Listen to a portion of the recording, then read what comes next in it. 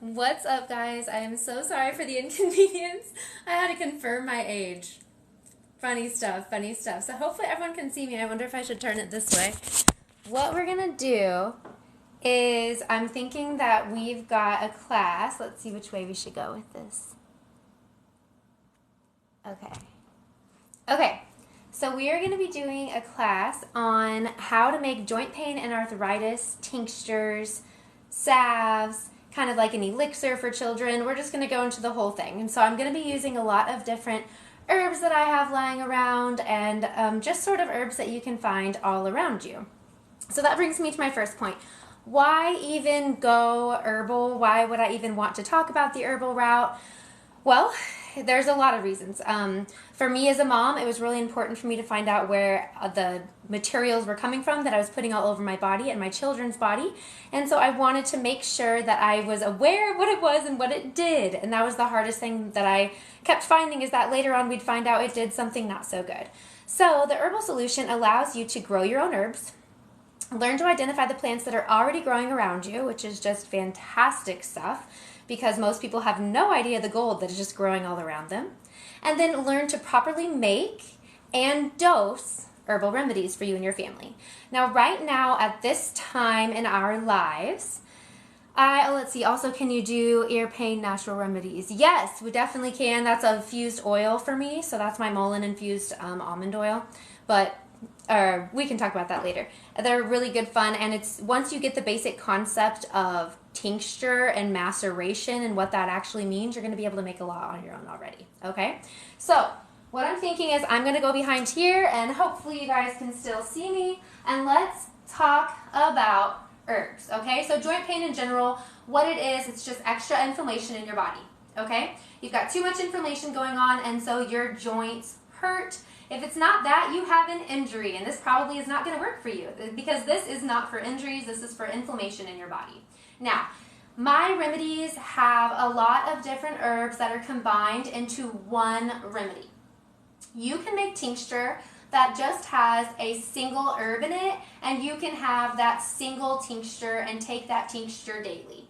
What I do and why I combine different herbs together is because I like to do something different. I like to be my own and make it as punchy as possible. And one of the best things about herbal remedies is you don't have to worry about contraindications like you do with a lot of pharmaceuticals.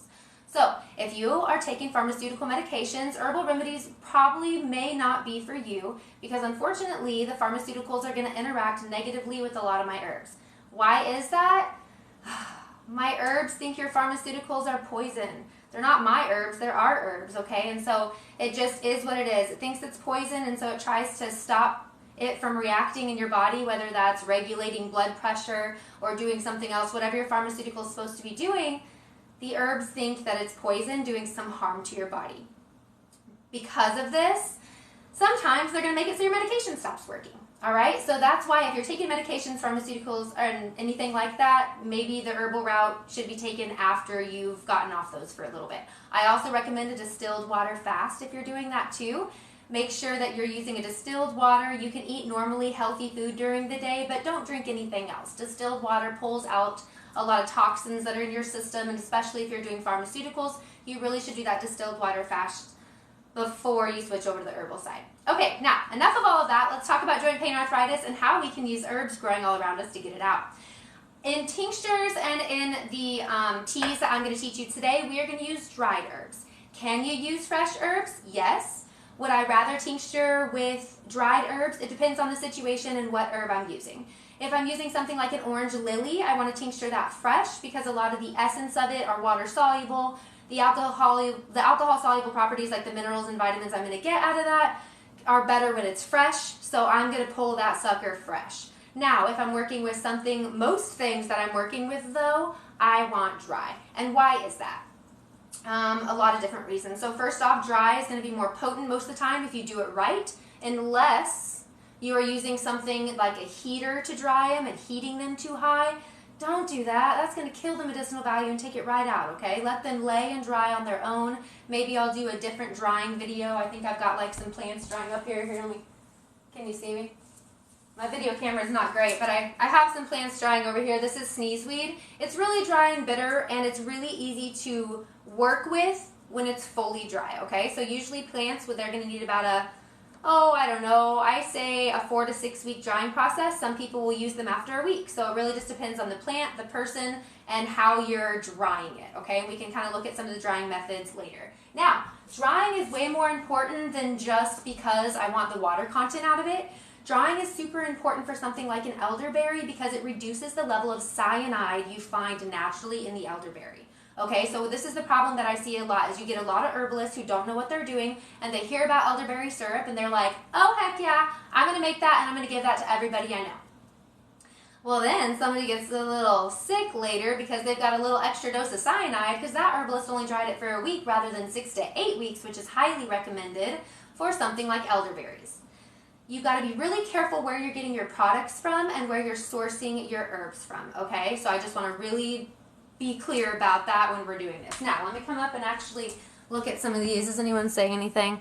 More like track fears. Okay, perfect. So I'm making sure I'm doing the live thing right. You're going to have to bear with me as we go through this one. Now, so some of the herbs that we're going to use today are dandelion root. Dandelion root is super awesome. It's really rich in vitamins A, B, C. It's also really anti-cancer. And of course, all the herbs we're going to be using are known for their anti-inflammatory and antioxidant benefits. All right? Every single one of them has those properties about them, and there's going to be more that you can know about it.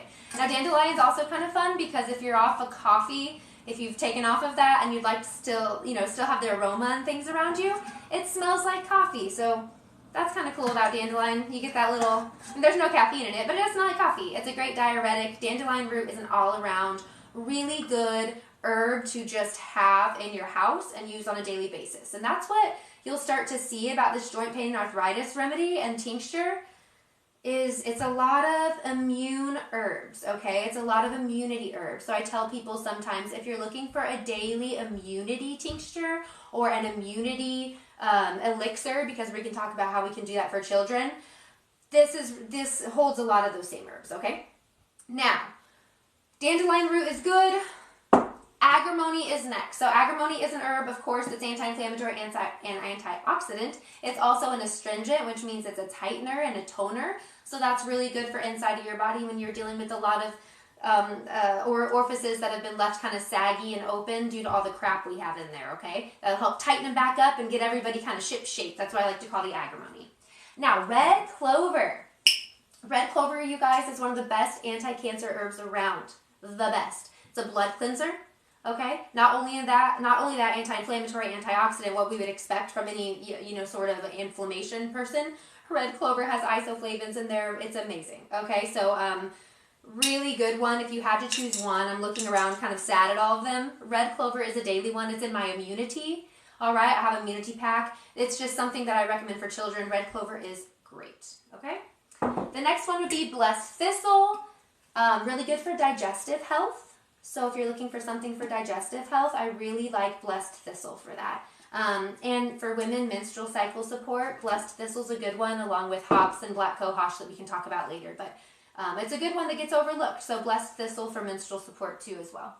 Now, my burdock root is my infamous blood cleanser. All right, it also has a weight loss effect. So this is something that I put in my weight loss tea, and I always warn clients though to be careful of it because if you're dealing with like an elderly patient who should not be losing weight, then please leave out burdock root because it does have a weight loss effect. And you don't want the 90-pound elderly grandma to then turn to 80 pounds. Not good, okay? So really know the unexpected consequences, right? Because this is a blood cleanser. It really is, but it also really helps metabolize fat and kick that out of your system. So burdock root, really highly on my list. Next one is eucalyptus. Now, eucalyptus comes with a warning as do all herbs. Let's be honest, everything in life. Don't drink too much water, you could die. But eucalyptus in general, you need to be careful about taking it internally and should not take it for over 3 months at a time. Now, that being said, that's my legal disclaimer I have to do.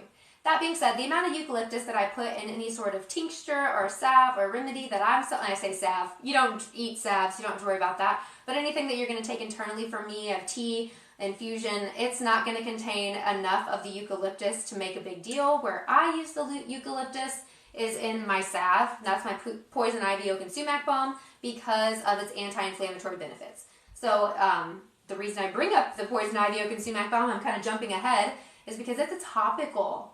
That means you can put it directly on your skin and it will relieve pain and inflammation.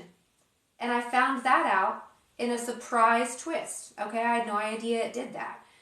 We had it there because there was a client that had really bad poison ivy oak and sumac reaction, and of course this is my number one go-to for any itch. So I gave it to him, and he's like, he has it on for, I don't know, 20 minutes or so when he came back up to me, and he's like, you know, it actually stopped my elbow from hurting too. I've had elbow pain from my construction job for years. I'm like, awesome. I bet it's the eucalyptus, you know, and so that's just cool to see. I mean, I learn as much as I hope I teach others as I go through this process, and it's really fun. So that's a side thing I was going to tell you later. A little tip and trick, you can use this for someone that doesn't like to take the ingestibles. It's topical. Okay, back to my herbs here. Marjoram leaf. So marjoram is a culinary herb, and what you'll find is that a lot of our culinary herbs are extremely necessary for us, okay? They were used to preserve food back in the day, but they're very, very necessary for preserving this and this, okay? It's a preservation of the skin, it's a preservation of the organs, it's a preservation tactic you'll start to see. Rosemary, thyme, oregano, and of course marjoram are really, really medicinal. So please use them and get really good brands so you can sneak that into your family's food. I love doing that. I think that it's really good for them to experience the medicinal value without having to fight me on it sometimes. They're just like, oh, this tastes really good. Instead of like, Mom, do I have to take colloidal silver again? I'm just like, no, you're good. You had all the immunity last night. So it's a great way to sneak it into the kids' food. And it tastes great too. So anyways, marjoram, it's also good for pain relief. It's a mild sedative. So there are some pain relief properties that it has too, which is why it's great for this tincture and just great for joint pain and arthritis in general. Now I keep saying tincture. We're actually going to make one tincture and one tea. All right. So the tea is an herbal infusion. That's the technical name. I think technical names are the dumbest thing ever. So it's really a tea. It makes people not understand the herbal they don't want to look into the herbs anymore, and they're like, the scientific name for a dandelion is a, Taraxacum officinale. Okay, awesome. Don't care. What's it look like? How can I use it? Do I dry it? Do I use the root? Do I use the leaf? I don't know. So those are the things that are important, and so everyone's like, why don't you use the scientific name? That's why. Okay, so marjoram leaves, it's also muscle relaxant, and that goes to its mild sedative properties as well. So that's in there and a great one to use, and you probably use that every day. Now, marshmallow root. I had a lot of marshmallow this year. It was a second year marshmallow. Oh my gosh, it was awesome. So I'm very happy about that. But marshmallow root, great for, in general, soothing sore throats. If you're looking, again, for an immunity herb, it's always one that I'm like, oh, make sure to get some marshmallow, echinacea, and calendula in there. You know, it just kind of rolls off the tongue as I tell people on immunity herbs. So that it's great for that in general. Of course, it's an anti-inflammatory. It's an antioxidant. It also fights free radicals in the skin. And so what that means is when you're entering an environment that you kind of get nervous about and you feel unshaky and it kind of stresses you out, or a very stressful situation, your body creates these free radicals. They're kind of crazy lunatics that run psycho. And you can neutralize free radicals with something like this. A lot of herbs that we're using today also can do that for you. And so it's great. It helps you just kind of calm down. And it's too many free radicals also contributes to more aging, faster aging. And that's why you see people that are mad all the time usually look a little older than everybody else. That's why.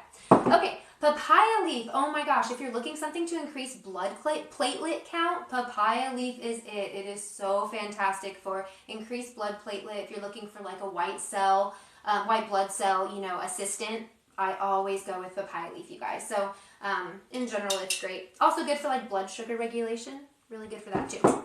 Alfalfa.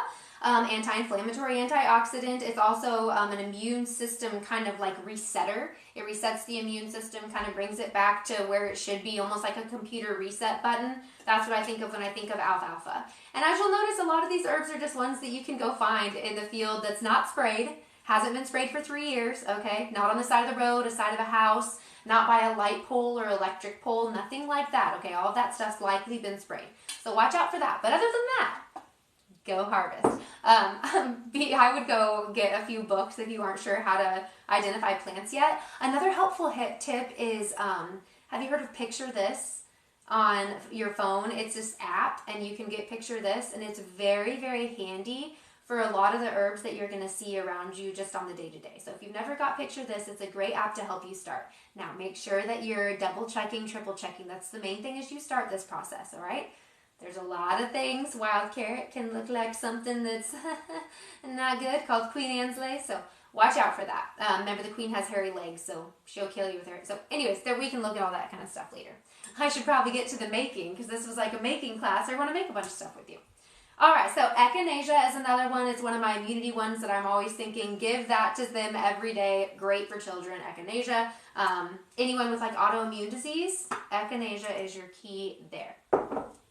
Elecampane root is, I believe, the last one I've got before my cinnamon, which we're going to crush up together in just a second. So it's an anti-inflammatory and an antioxidant, just like the others, and it's very, very good for respiratory health. You can use elecampane leaves as well, but that's something for me that I would use more for a liver support, and not necessarily that I would use here for anti-inflammatory and immune system properties. Not to say it's not, I just use it in a liver cleanse. That's more my go-to. I'm thinking, oh, when I've got a liver cleanse, echinacea leaves. All right, echinacea root for me is more autoimmune properties. Okay, all of these I've already processed, and they are just hanging out. I've dried them, I've crushed them up. The goal when you're making herbal medicine is to get as much surface space as possible. What that means is to get it crushed up as tiny as you can without turning it into a powder. Now, can you use powders in herbal medicine? Yes, definitely, 100% definitely. But it makes a different consistency for your whatever you're making, your elixir, your honey, your tincture, it's all a different consistency when you use a powder. So for me and for what I like, the gritty texture on a salve and balm that has kind of a powder in there sometimes, I don't like it for everything, so I choose to just get a nice crushed surface area, but not over crushed. All right? So when I have cinnamon, and in this case, I would definitely have cinnamon because it's an anti-inflammatory. It also deals with circulatory health, which is really good when you're working with joint pain and arthritis. You want to get that stuff moving. A lot of that is blockages in the system, maybe in the lymphatic system, and the joint areas, blockages, okay? So moving that system and expelling all of that gunk is necessary. So cinnamon's really good. It's also good for pain relief, and for children, it is fantastic in making their tincture or tincture or elixir taste really good. Okay, so what I would do to crush this sucker up and prepare it so it was ready for me to work with medicinally is use a mortar and pestle. Now, there's a lot of different kinds of mortar and pestles. You can get the fancy of the schmancy and go very, very expensive with it. That's if you're going to use it every day, right? I mean, there's no point in getting fancy schmancy if you're not going to use it. But if you're going to use it every day, you get the fancy schmancy. And so I get the fancy schmancy because it works really well. You're going to pay for what you get. I want something really, really heavy stone. And so I want to make sure that, you know, what I'm getting is a really, really nice item. So let me scoot up and show you. So my mortar and pestle is super thick. It works really well. It came with two different mixed in my mortars here, and so there's two different kinds. I've still got stuff in there. Hi from Ohio. Sorry, I got distracted. But it's a really nice one. You can get some that are smaller. You can get some that are taller. I mean, the variety of mortar and pestle is just endless possibilities for you, okay? Endless possibilities. But I like this one, so that's what we're going to use. It's really fun to crush herbs, and let's do it together. So the goal is to get them to their smallest surface area, so here we go. Now, this is going to be kind of tricky. Let me go backward. Let's see here. My goal is to fill my jar. Let's start with my tincture. Let's make tincture, guys, okay? I'm going to fill my jar 3/4 full with every herb that I'm going to use. So that means I've got to kind of do some math. Let me count my herbs here. 1, 2, 3, 4, 5, 6, 7, 8, 9, 10, 11, 12, 13. 13 herbs. So I want a 13th of this 3/4 part to be, each 13th to be a different herb. How I do that is I'm going to create little pieces, okay? Little layers, little onion layers all the way up. So when I'm thinking about that, I'm thinking of my how much, I want to use of the cinnamon, I think, okay, I want to use 1/13 of the jar that I'm using. So it doesn't matter what size jar you're using. Using a tiny little jar, you still only want to fill it 3/4 full all the time, okay? Some herbalists will say only half full, especially if you're using dry herbs. For me, I do 3/4. Honestly, it's okay. The air that you can use when you're making tincture, it's so forgiving, okay? It's so forgiving. These are natural medicines that were put here for us to naturally use with our body. They're very, very easy on us and forgiving with us, okay? So keep that in mind as you go. I don't need you to push off the flour and make sure you're exactly right here. That's not how these work, okay? Plus you're putting the intention of health and healing in there. If you're getting too stressed out, come on, let's do the intention thing of love and good and health and healing. So I'm going to shake in what I believe to be my 13th. That's pretty good shake. And now the fun begins, okay? Roll up your sleeves. Also, always clean your hands before. Clean your hands. Put your hair back if you're a girl. I like to put my hand on top to cover because it does like to go everywhere. It'll just go. I'm sure they make some really cool contraption that I don't have to use my hand, but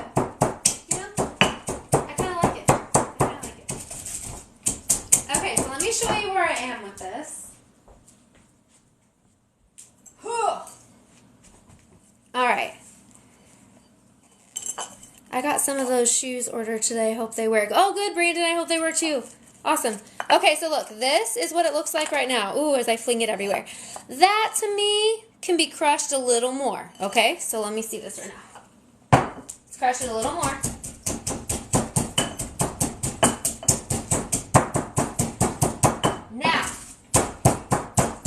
When I'm working with cinnamon, I'm not macerating it, okay? I mean, maceration's the process I'm using later, but I'm not turning it into a powder, crushing it like a little kitten, okay? That's pretty good for me. I like that, all right? So, now, if your son has juvenile idiopathic arthritis, okay, so let me hit that up really quickly. So, if you're making this for a child, when we talk about menstruum later, I'm going to use a vodka menstruum, okay? Let me pull it for you. Menstruum is the type of liquid you're going to use, okay? Tincture is the process of pulling out the medicinal value of plants via a menstruum, all right? The menstruum that's most widely used is vodka, 80 proof, all right? When you're making it for children, you're going to use vinegar. Apple cider vinegar with the mother intact, and then you can add a little bit of glycerin in there as well. I have a video on YouTube that you can check that out, but I can do another one here later, all right? So for a child, you are going to make sure that you're doing apple cider vinegar and a glycerin mixture. The reason I say glycerin, it does lower the shelf life of it. If you use straight apple cider vinegar, your shelf life is pretty high. If you use vodka, your shelf life is forever. But if you use glycerin, the shelf life does go down. But it tastes better for the children. And that's why I say that. So, people gave me so much flack on that colloidal silver video. Oh, colloidal silver, says the herbalist. Why not an herb? Well, if you've ever given a child vinegar, okay, or an extract, you know that they don't want to take it very long, okay? You have to hide it and mask it in honey. Something that you're dealing with a cough like mucus on a day-to-day basis, your kid is not going to keep consistent like he will with the silver, which is why I recommend it, because they're going to use it. So it really, books are one thing, but practical reality of life and how children work and it just works for them, that's a whole nother, okay? So that's what's for a child. Okay. Hopefully I'm not missing too many questions. I'll have my setup way better next time, and I'll talk on a lot of the questions, okay? Okay, so I've mashed it up. It is mashed. It is now ready to use just like any other ingredient that I have here, okay?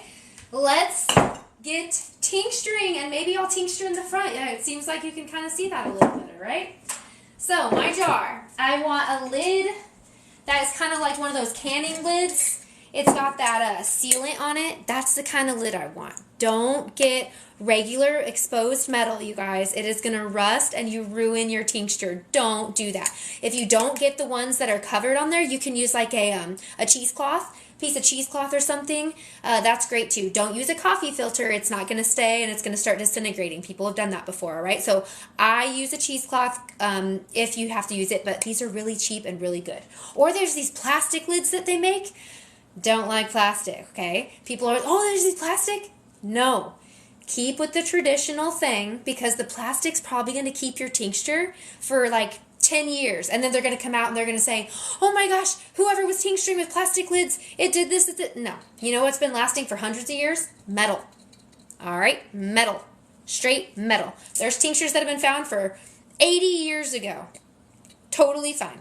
Okay? They had cheesecloth on them. Metal. Boom. All right? And stone. Stoneware, honestly. Okay, so, you guys, I keep switching places. I'm trying to see, hopefully you can see me better. I just got out of the hospital with pneumonia again. They gave me a medical cocktail meds. Be careful with that. Probiotic, a good probiotic's key there. Hey, it's maybe a Filipino solution. Not any suggestions? Yeah, colloidal silver, 100% is where I would go right now. But be careful because if you're already taking all of these things that they're giving you, watch out, okay, with colloidal silver. It thinks it's poison. All right, guys. Okay. Good luck. Here we go. Here we go. After you babies. Okay, here we go. Now, I add my 13th of every single herb in here. I like to do shake and bake style. I need a funnel that is metal, not plastic. Okay? The herbs stick to this like crazy. Crazy. You won't be able to switch your herbs around. It sticks to plastic like crazy. Don't use it. It's not good. You want to invest in the metal. You can get them on like, what's that thing? Temu or Shein for like $1. Get them. Okay. So, what you're going to do. 13th of each one. So, let's start with the dandelion root. It smells so yummy. I'm just going to shake it in there. Give it a good shake. That is enough. Next is my alfalfa. Shake it in there. The more buoyant the herb, you may have to thicken up your layer. Okay? If that makes more sense. So, a root, like a dandelion root, is a denser, or a burdock root, it's a denser piece of material, all right? So your line doesn't need to be as thick versus this. Look, red clover, ooh, super buoyant, okay? I'm going to need a lot more red clover to get the same amount of dandelion that I put in there. Now, I'm notorious for overpouring, so this may be hilarious as I overpour. I'm notorious for overpouring. It's so funny. But it's just a waste of herb. It's not going to kill anyone or cause anyone to have adverse reactions. Herbs are very forgiving, but it's a waste of your herb. Don't do it. You're going to waste your herb. Okay, so agrimony. That's next. It's just a little shake and bake. You're looking at it. You're thinking, all right, I've done 4. Am I 4/13ths of the way full? I don't know. Pretty good. Pretty good. Let's see. You don't want to get too much or you're not going to have enough tincture. You're not going to have enough. It's going to waste your product. You're going to say, dang, 6 weeks later, that wasn't a lot of tincture. Burdock root, my blood cleansing best friend. You are fantastic. All right. Now, burdock root is a little stanky. It's like a very, very, very earthy. All right? Very, very, very earthy. Kind of like a... No, just it's its own thing. Very, very earthy. All right, blessed thistle. That's next. That's kind of a lot of blessed thistle on me. Papaya leaf. Really good for those autoimmune disease. Now, my papaya leaf is looking a little too big. Okay, when I'm looking at this. This is why you need clean hands. Okay, because look at this. I'm going to dump some of this out. I can't even dump it. It's so big. Some of that's just so big. That's way too big, okay? Can't have that. I don't grow my own papaya. It doesn't grow in Missouri. I had to source this, and they don't break it up very well, okay? So it's up to me to have to do that. You want to know how to easily break up this herb in here? I'm just going to crunch it, okay? You just crunch it with your hands. Crunch, crunch, crunch. Let me move my sleeves back. Okay? You literally just sit here and crunch it. Now, when you're making a tincture, you're going to use vodka, and so you're good. You're good to use your hands on this. Crunch it up. See that? I'm focusing more on you guys seeing this. There we go. Okay. Now, a place to source from, papaya. Where do I get it? Papaya. American Frontier, American Co-op. Frontier Co-op. That's what they're called. Frontier Co-op. Get the source in bulk. They're great. Now, for everything else, start growing it, baby. Start gathering. That's the main way to do it. You're going to be shocked. There are weeds everywhere. There are weeds everywhere. People laugh at me. Where do you get your dandelion? Out back. Right back there. We have 144 acres, so I just... to my kids, I mean, it's awesome. Now, keeping up with the orders, we have had to start sourcing and looking for extra when I can't keep up with it because I took off in the winter and, like, I did not prepare for that. But the goal is to continue to keep it sourced or foraged locally as possible. I try to keep it in Missouri, especially for my jewel weed maker and stuff like that. We'll talk about those later. Okay, so crunch it up. Can you use the stems? Can you use the stems? Yes. All right, traditional Native American medicine? Yes. It is all medicinal. Use it all. All right. Get a really good amount of papaya in there. I love papaya. Okay. The next thing we're going to be doing is we're going to put in our echinacea. Sprinkle it in. Good. And then our marjoram. You could also add different ones for flavoring, like thyme. I love a good thyme. Some rosemary. You could add that for flavoring. Oregano, some Tulsi basil. You can add all that. Okay, marshmallow root. Now, if you only have a couple of these like I talked about, you can use it. If you only have marshmallow root, make a tincture out of it and use it. It still has anti-inflammatory properties. It's still antioxidant. It's just everyone's not created equal, okay? And that's where Big Pharma, that's one of their problems. I can't just say, hey, guess what? This marshmallow root is going to work great for you. I have no idea. I have no idea what's going on in your body. I know that marshmallow root has the effect of anti-inflammation, has the effect of being an antioxidant, and for a lot of people it pulls out the inflammation. So if I use 13 different herbs that all have that effect, I'm pretty set that one of them is going to work for somebody, versus now I'm just going to offer only a marshmallow root tincture, or now I'm going to offer just only this or only that. So as you play around with the herbs and see what works better for you, you can more pinpoint an herb you want to focus on. You don't have to get this variety of 13 herbs in order to have a joint pain arthritis tincture that actually works, okay? They all have those properties, which is why they were chosen and combined for this mother of all mothers joint pain arthritis tincture. And now you'll know how to make it, okay? All right, so marshmallow root. That was a lot of marshmallow root. That's all right. Okay, my Ella campaign root. It's very, very dense. I think it smells like frankincense in a way. Okay, and the last one, I say last one, there's two more. Eucalyptus, which I told you I don't use very much. Okay, I get the big thick leaves. I do not break these ones down for more surface area. Hopefully you can see this. I do not break it down. I treat it as like a quarter serving of what I would do. Okay, so if I was doing a 1/13 for every single ingredient, for this one I would do a quarter of a 13th. Okay, so I'm just going to do this. That in there like that. Boom shakalaka. Ta-da. Very easy. Okay, followed you live from my front yard. I made dandelion jelly and it was awesome. Awesome! I love that. Yeah, the culinary side of herbalism is something I'd really like to do more videos about because it is fun. You can make some great pestos, some great popsicles. I would love to get into that more. In fact, we'll get into that more. Okay, let's put in our...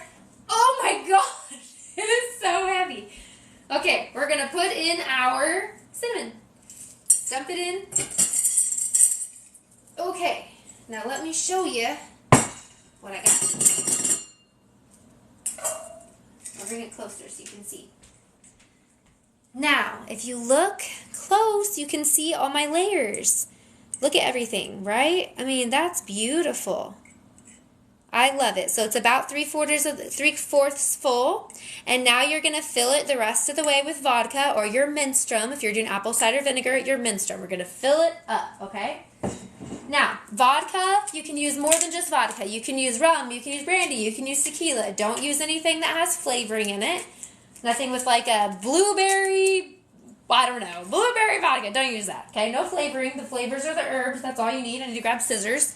And make sure that it's at least 80 proof, okay? At least 80 proof. If it's 100 proof, I highly recommend cutting it with water or using fresh herbs, okay? Because you are going to make yourself a potent medicine that people are never going to want to take, all right? So watch out. All right, now, I pour my vodka all the way in. Brand doesn't matter on anything like this. Just 80 proof is what matters. Let's see if we can get closer and have you guys see what's up. So it pours all the way in. See, it starts to fill up. Hopefully I don't drop it. Just kidding. Leave like that 1-inch headspace at the top like you would if you were canning. Okay, and we're going to give it a shaky shake. So, I've got my lid. My family just walked in the door. Hi, family. Okay, I'm putting on my lid. Watch the rim. Make sure the rim's not got stuff on it or you're just going to throw it everywhere. Put it on, and now goodbye to all the beautiful look. We're going to shake it up. Now, there's multiple ways to shake. I've found that this is the easiest way to shake, especially, and it is so beautiful. Oh my gosh, I know. It is so beautiful. Just don't show what it says. Why? My notes? You have to have notes, guys. Alright, some comments in this live were filter protect community's experience. Watch out, guys. Everyone needs to be nice. We should be being nice here. Okay, found that that's the easiest way to shake. I did try this one time. It ended up hurting my arm. I didn't like that. I also tried like shake weight style.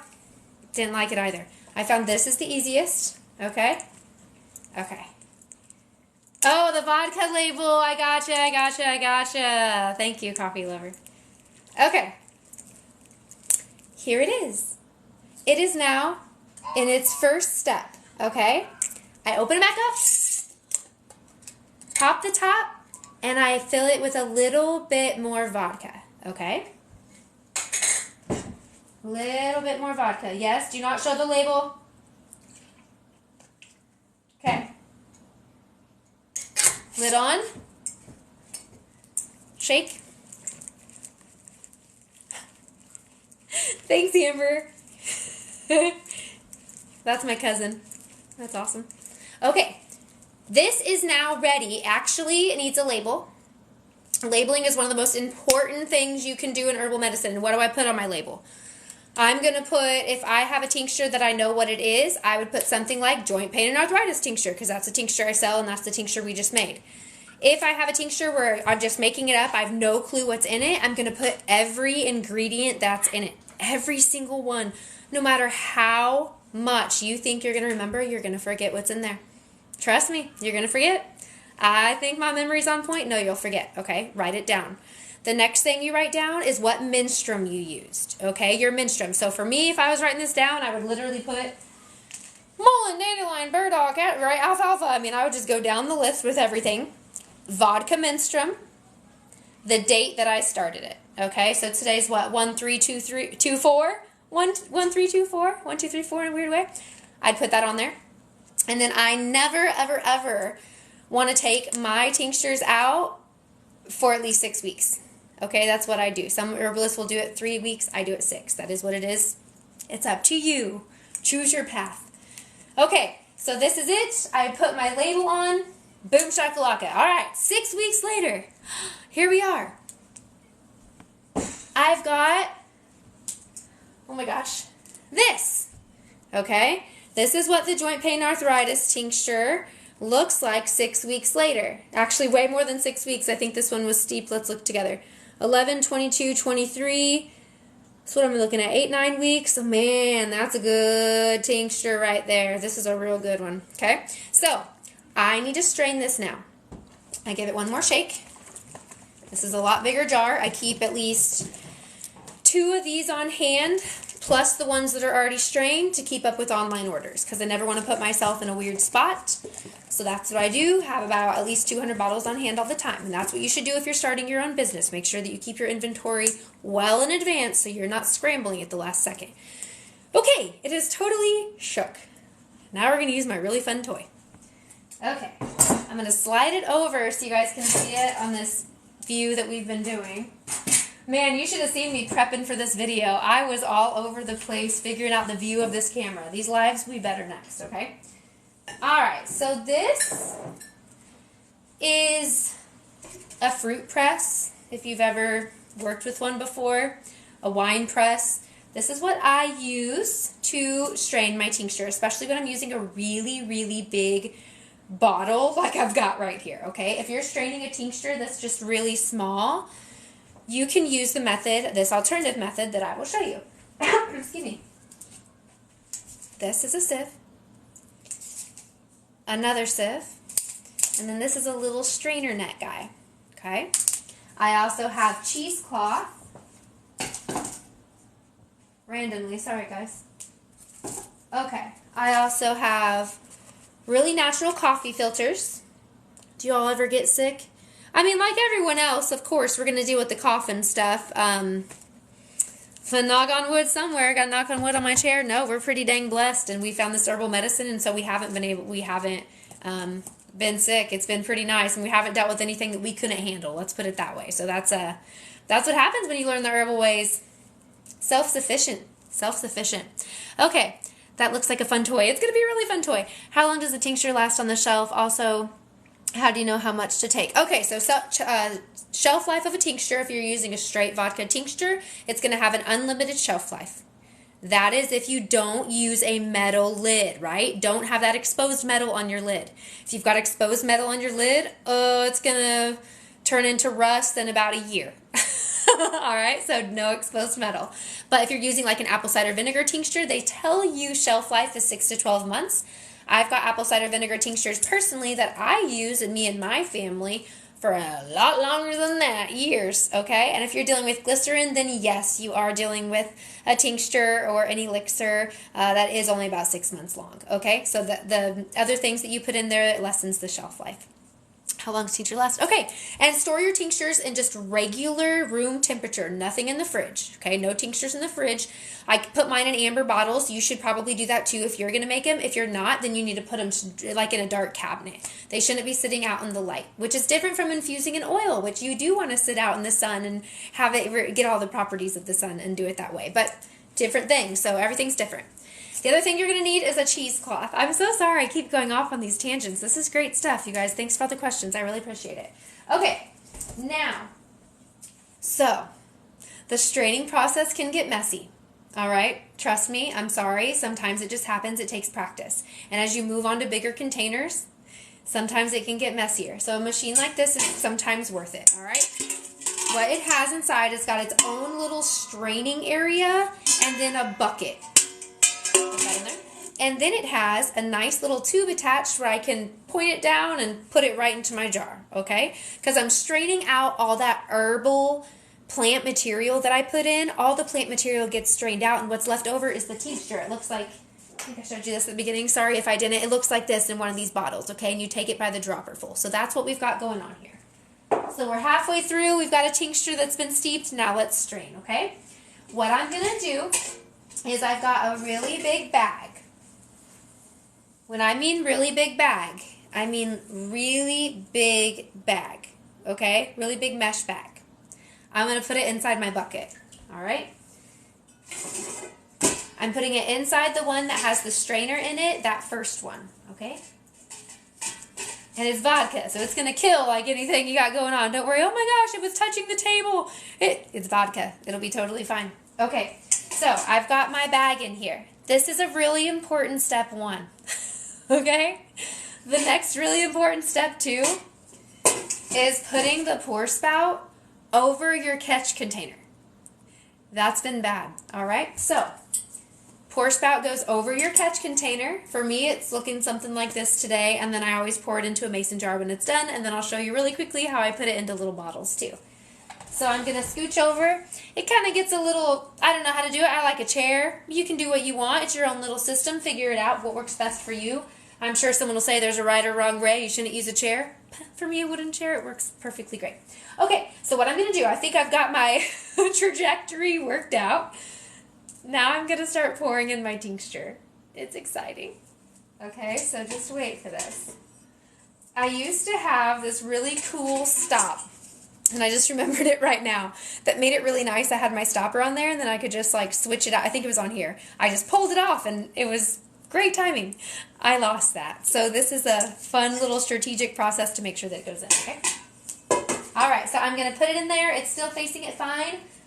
Oh my gosh, I'm going to pop open my bottle. Good thing my husband just got home. I might need to. Okay, there we go. Let's go. All right.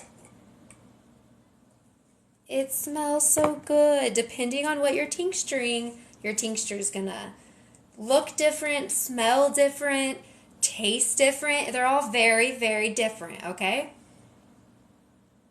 It smells fruity. It's the cinnamon and the maybe the marjoram mixing with it. It's good. It looks good. Okay, so what I'm going to do, strategically pour, and you're going to start seeing it come out. Okay, so let me scooch it over. Okay. Good luck. Fingers crossed. Oh, that wasn't bad. That wasn't bad. It's been much worse than that before. Okay, hang on. Am I catching it? There we go. Voila. Can you see? Voila. Honestly, that's not bad. These big jars have been getting me. I mean, I've been using them sporadically as the orders have gotten so big. Not bad.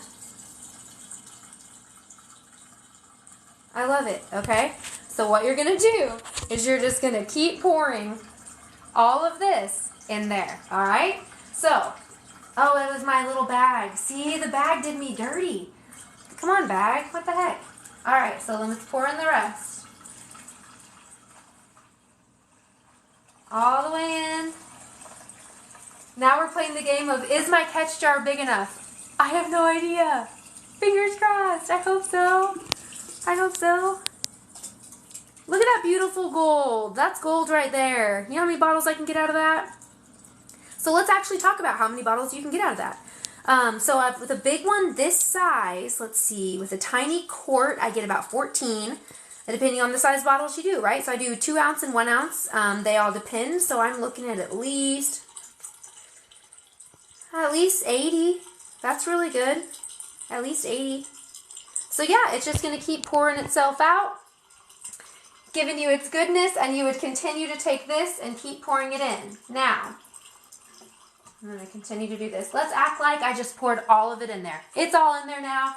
Oh my gosh, look at all the herb. That's not here, that's in here, okay? Okay, so now we twist it down.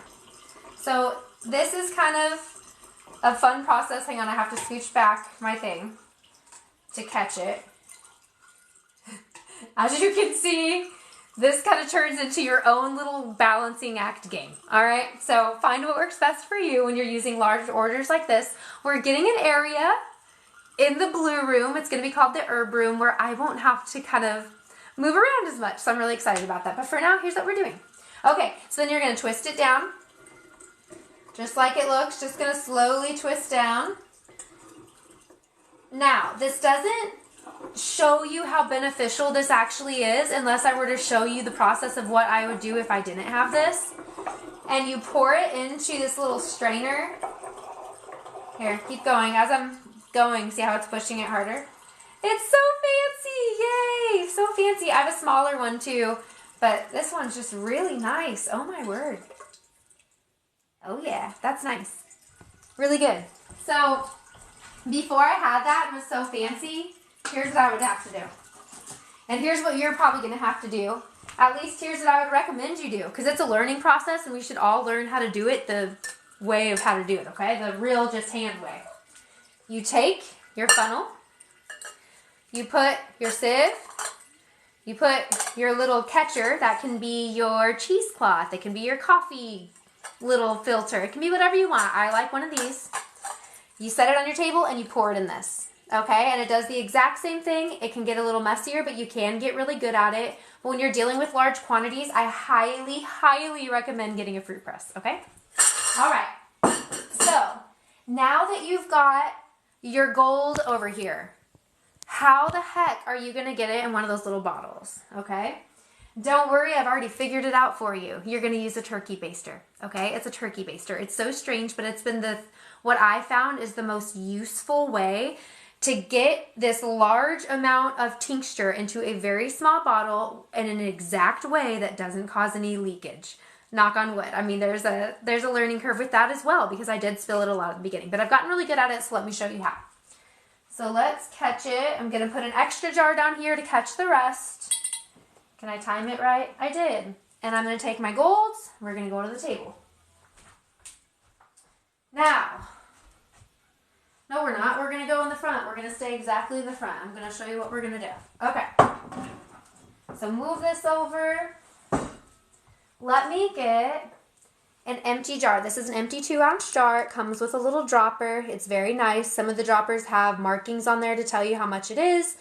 They're all kind of different. I should probably get more consistent with the vendors that I'm ordering these from. So They are just a nice little 2-ounce jar. I have a 1-ounce jar too, and it makes the dropper filling portion very easy. How much of this do you take? Well, it depends on the tincture that you're taking. So with the joint pain arthritis tincture, you are going to squeeze the dropper full up as high as it will go. It's usually going to go about a halfway full to a fourth away full, and you're going to take 1 dropper full 1 to 3 times per day. Okay? Remember, this is not for anyone below the age of 21. 1 dropper full 1 to 3 times per day. Now, with a joint pain arthritis tincture, you're going to feel the benefits of it the next day. Okay? That's how that fast that one would work. It's not going to work that day.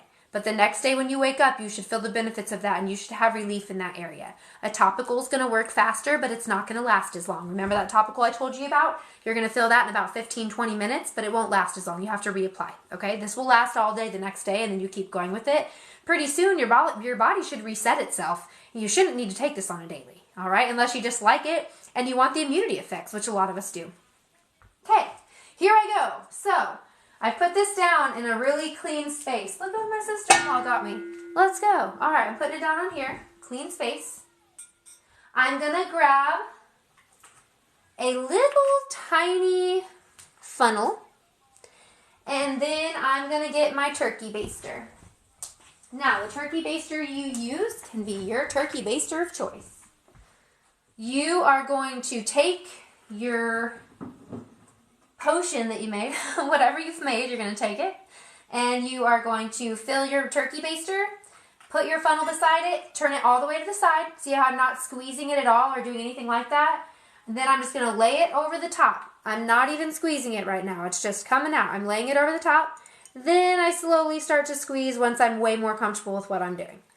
Okay, I've got that, and then I do it again, all the way to the side. I'm not even squeezing right now because I'm not comfortable. It's coming out way too fast. Slowly, just like that. I'll show you how high I go.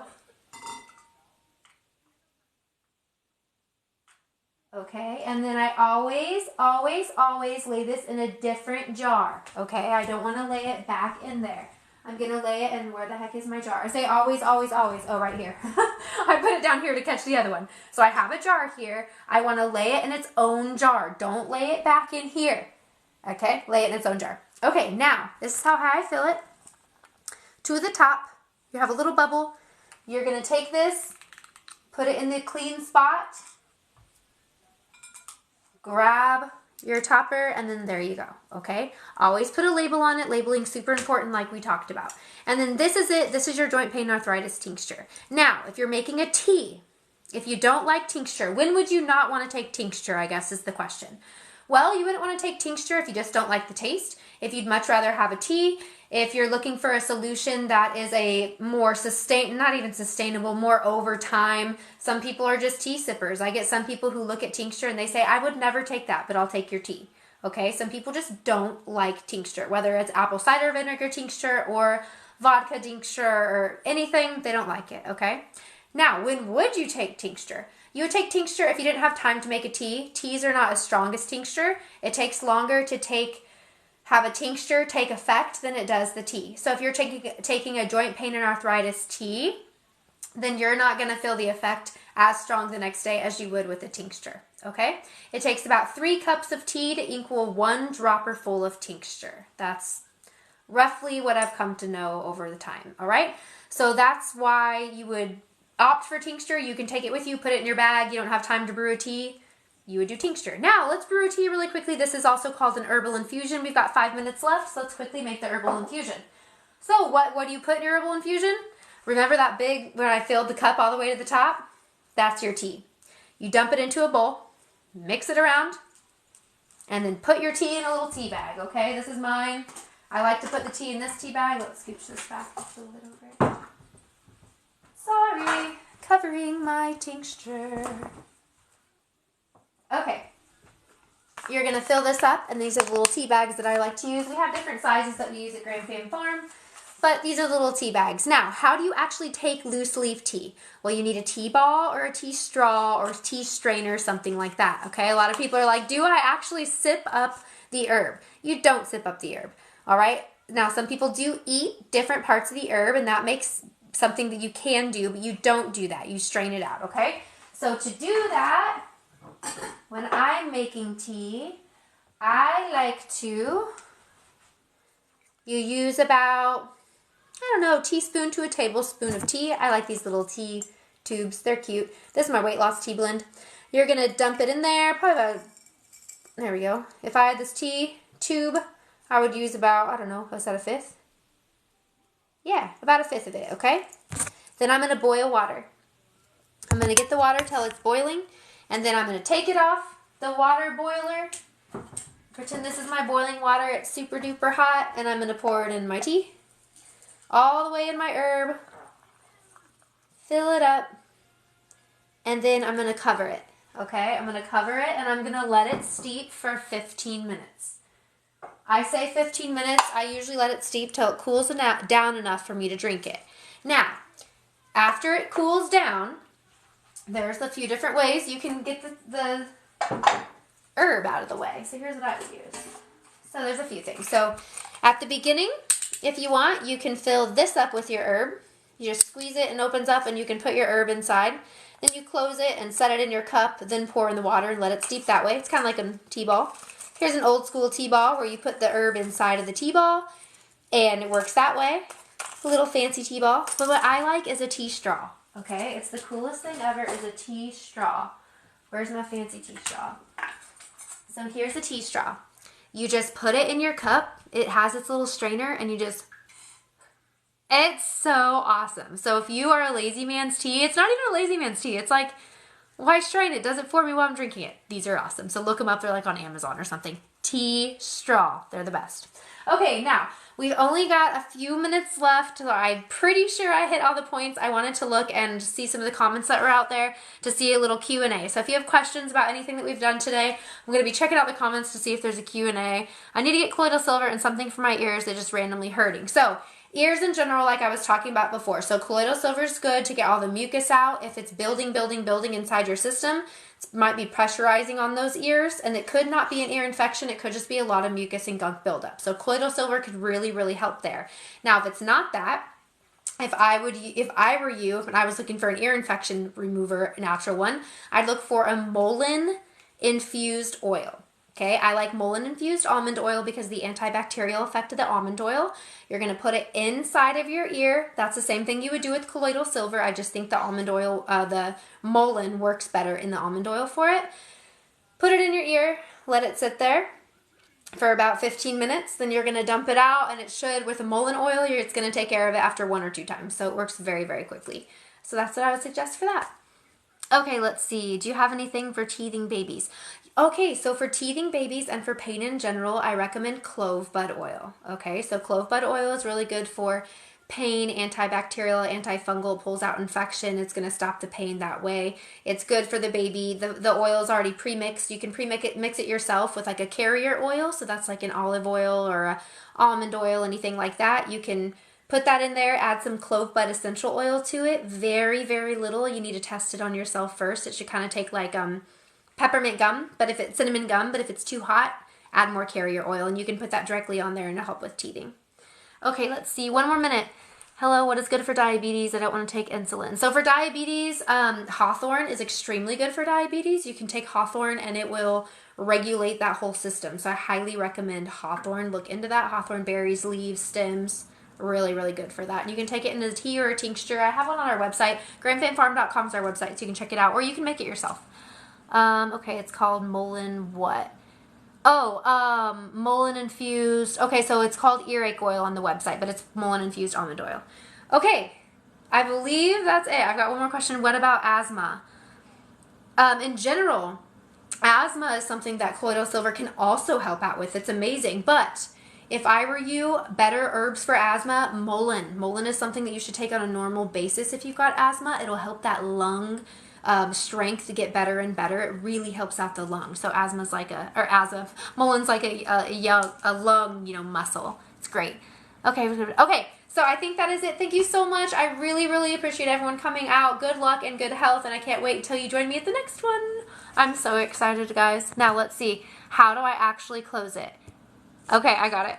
Good luck and good health.